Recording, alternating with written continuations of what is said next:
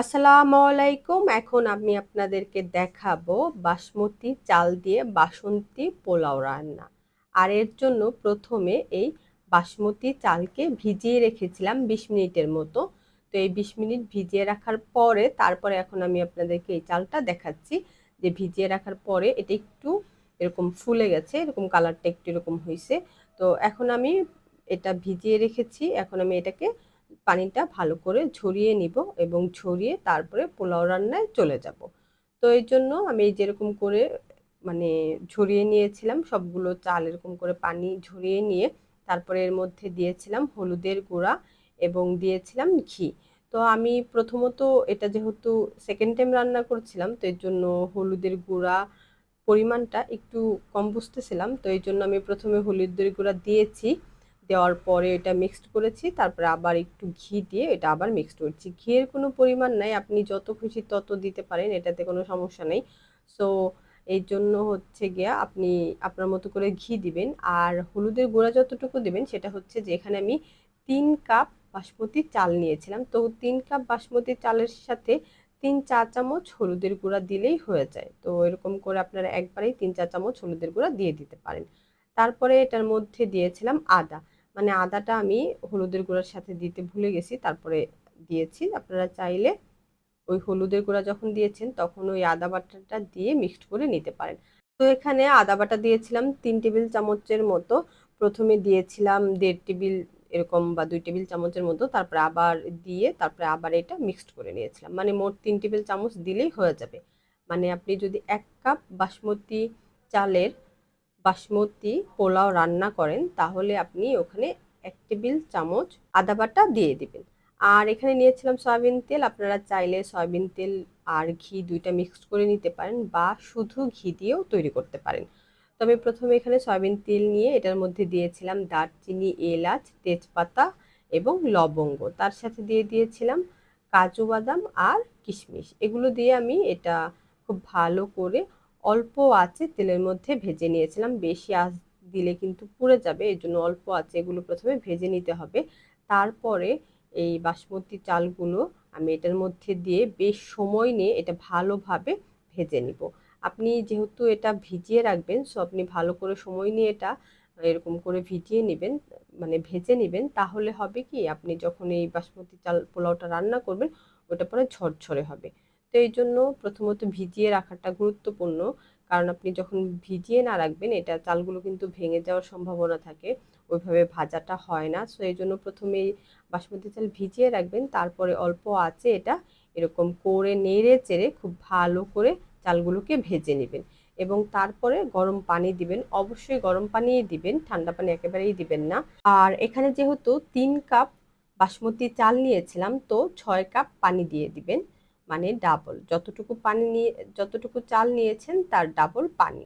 এটাই মোটামুটি হিসাবে হয়, তবে বাসমতি চাল একটু বেশি দিলেও সমস্যা হয় না, কিন্তু পোলাও চালের ক্ষেত্রে কিন্তু এটা একদম মানে বেশি দেওয়াই যাবে না, এরকম একটা ব্যাপার। তো এই জন্য আপনি হচ্ছে গিয়া এটা যখন রান্না করবেন এটা মাঝারি আঁচে রান্না করবেন আর পানির পরিমাণটা দ্বিগুণ দিবেন, তাহলে কিন্তু এই পোলাওটা একদম ঝরঝরে হবে। পানি মানে চাল ফুটতেছে না এরকমও হবে না, বা বেশি হয়ে গেছে পানি এরকমটাও হবে না। তো এখন আমি এরকম 1 কাপ 1 কাপ করে 6 কাপ এখানে পানি দিয়ে দিব, কারণ এখানে আমি 3 কাপ চাল নিয়েছিলাম। 6 কাপ পানি দিয়ে তারপরে মাঝারি আঁচে এটা হচ্ছে এরকম করে রান্না করতে থাকবো। যখন এটা পানিটা একদম শুকিয়ে আসবে তখন এটা দমে দিয়ে দিব, মানে চুলাটা একদম কমিয়ে তারপরে ঢেকে দিব। এই হচ্ছে বাসমতি পোলাওর বিশেষত্ব, যে এটার মধ্যে ঘি যাবে এবং কিশমিশ, বাদাম এগুলো, এবং এটার মধ্যে মূলত আপনার আমরা যেটা করি পোলাও রান্নার ক্ষেত্রে রসুন বাটাটা দিই, ওইটা নর্মালি দেওয়া হয় না। আপনাদের পছন্দ হইলে দিতেও পারেন। আর একটা যেটা যায় সেটা হচ্ছে চিনি। তো এটা একটু একটু মিষ্টি মিষ্টি হয়, সো এই জন্য চিনিটা দেওয়া হয়। আর আপনার পছন্দ অনুযায়ী আপনি একটু চিনি বেশি কম দিতে পারেন।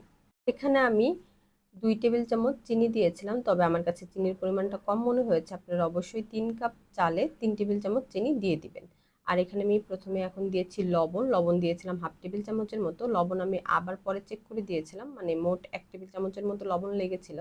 এবং চিনি 2 টেবিল চামচ দিলেও আমি 3 টেবিল চামচ দেওয়ার জন্য আপনাদেরকে বলবো, তাহলে এটা একটু মিষ্টি টেস্ট একটু বেশি আছে, সে খেতে একটু মজা লাগে। যেহেতু এটা বাসন্তী পোলাও একটু মিষ্টি হবে, এটাই স্বাভাবিক।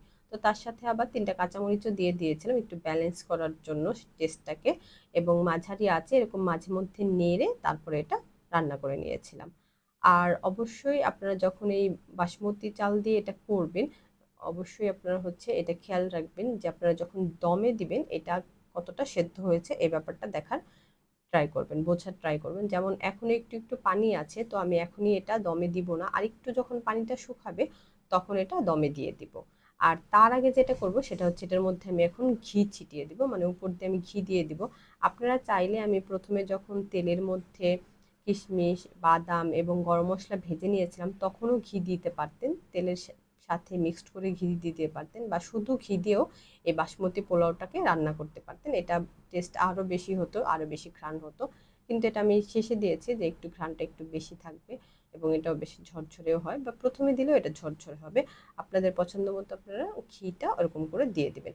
তো এখন একটু নেড়ে চেড়ে নিচ্ছি, এবং এখন এটা নেড়ে চেড়ে তারপর এটা দমে দিয়ে দেবো, একদম কম আঁচে এটা ঢেকে দিব। তারপরে হচ্ছে আবার নেড়ে চেড়ে আবার ঢেকে দিব। আর একটা কথা যেটা আমার কাছে মনে হয়েছে, যে আমি প্রথমে যখন বাসমতি পোলাও রান্না করি তখন আমি চিনি গুঁড়া চাল দিয়ে রান্না করেছিলাম। তো চিনি গুঁড়া চাল যেহেতু একটা এক্সট্রা ফ্লেভার আছে এবং ওটা একটু ছোট ছোট হয়, আমার কাছে ওইটা বেশি মজা লেগেছিল। তবে বাসমতি চালের যেটা, এটা আমার কাছে ওইটার চেয়ে কম মজা লেগেছে। তো আপনারা যদি চান তাহলে চিনি গুঁড়া চাল দিয়েও এটা করতে পারেন, মানে যেটা আমরা নর্মালি পোলাওর চাল করি ওই চালটা দিয়ে করতে পারেন। আমার কাছে ওইটার টেস্ট বেশি ভালো লেগেছিল এইটার চেয়েও, কারণ ওইটার কেমন সুন্দর একটা আরো ভালো ফ্লেভার আসে। তো আপনারা সেম ভাবে যেভাবে রান্না করেছি এইভাবে আপনারা ওই পোলাওর চাল বা চিনি গুঁড়া চাল দিয়েও এটা রান্না করতে পারেন, ওইটা বেশি মজা হয়। আমি বলবো যে আপনারা ওই চালটা দিয়ে তৈরি করে খেয়ে দেখতে পারেন, এটা দিয়েও মজা হয়, তবে আমার কাছে ওইটা বেশি ভালো লেগেছে। তো এই তো মোটামুটি এটা ঝরঝরে হয়ে গেছে, এবং এখন এটা ডেকোরেশন করব নিচে কয়েকটা বাদাম দিয়ে, তারপর সুন্দর করে এই মুরগির মাংসের সাথে এটা পরিবেশন করেছিলাম। আপনাদের কাছে রেসিপিটা কেমন লেগেছে অবশ্যই জানাতে ভুলবেন না, আর বাসায় যদি ট্রাই করেন অবশ্যই কমেন্ট করে জানাতে পারেন। আজকে এই পর্যন্তই, ভালো থাকবেন। আসসালামু আলাইকুম।